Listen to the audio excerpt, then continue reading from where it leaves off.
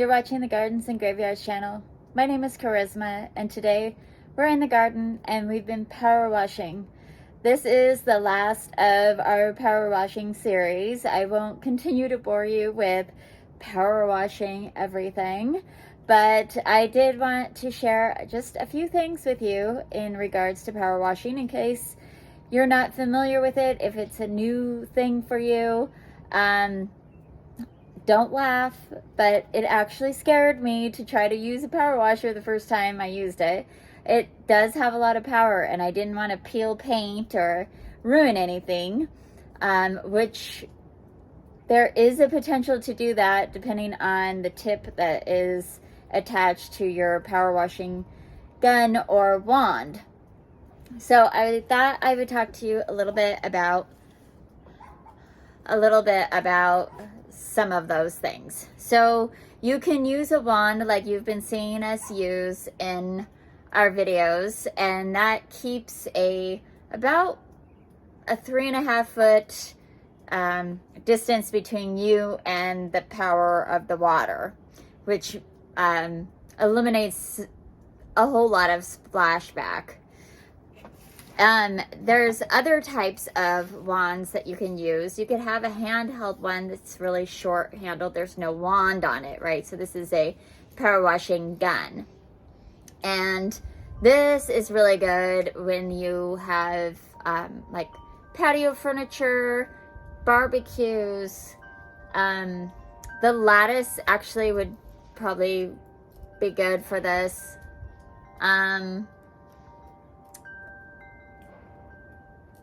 Yeah, just like small detailed things.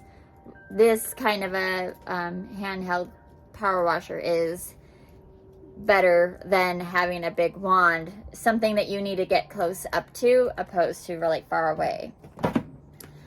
But what you have to keep in mind with whatever wand you decide to use is the type of tip that you're using. So each one of the tips create a different level of pressure. So the tips do a couple of different things. This one's really clear to see how the hole kind of goes horizontally. This creates a fan-like spray, just kind of fans out. And it's a much gentler spray. So this is good for like washing your car, and where you want it to not peel your paint at all and you want to be gentle with it. This is the kind of adapter that you would use when you attach soap to your power washer and wash a car or something like that. This one has just one little circle hole, and it has a lot of pressure and it fires really far away.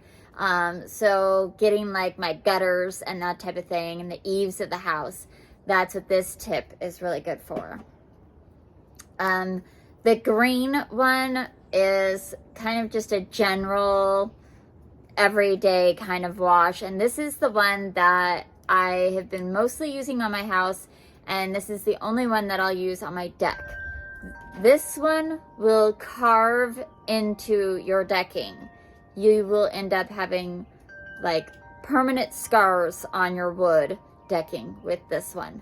So definitely check the surface of what you're going to power wash with the tip that you're going to use in an area that's not going to be super noticeable, so you get the feel of how much pressure is coming through there and exactly what your tip does. And there's a couple other tips that I don't use a whole lot of, but they're just different levels of pressure. So let's see, what else do I want to say? I have only been using water through my power washer because we have so many plants. We're right next to a creek. We have animals. I just didn't want to put a bunch of chemicals. You can add different types of solvents into your power washer. The only thing you need to make sure of when you do use a solvent or some type of soap is that the next time you use it, that solvent is completely drained or disconnected or totally washed out, because, you know, depending on the surface that you're power washing, you may not want that solvent to be in there. You can have a gas powered washer or an electric power washer. And it used to be that gas powered power washer had a lot more pressure, PSI. But now they make a huge amount, different types of PSI electric power washers. So you can get something really gentle, you'll get something really heavy duty, that are battery operated, and you don't have to worry about the gas, which is the next time we buy a power washer is the direction that we're going to go, because I just really enjoy they're not as loud, they don't stink, and they, you know, I don't have to worry about, do I have gas for the power washer? I just have to make sure my batteries are charged up.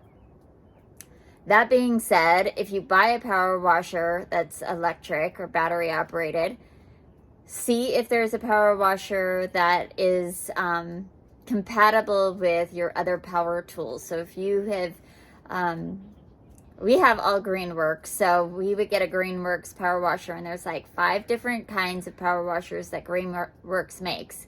There's like a backpack one, which is pretty lightweight, and there's a really heavy duty one, which has 3,000 PSI. So it's, and everything in between. We would do Greenworks because all of our lawn equipment is Greenworks. Our drill is Greenworks. We've got chainsaw that's Greenworks. All the batteries, our lawnmower, everything is interchangeable. So if you have DeWalt, or if you have, you know, whatever other brand that you're using, just see if there's a power washer in that line, so you can have compatible batteries. One thing to know if you do go with gas power washers is the exhaust that comes off of there will damage your plants. So you always want to make sure that the exhaust is pointing away from your plants, unless you want to have like dead pieces in your plant. If it's for a really short period of time, like 5 minutes or less, don't worry about it. But if it's going to be, if that exhaust is going to be blasting a plant for 10 minutes or longer, definitely make sure that you've angled your power washer in a direction that the exhaust is not damaging your plants. Or going into an open window or into the doghouse or something, like just watch where that exhaust is. Even though they are really easy to operate and it doesn't take a lot of physical labor,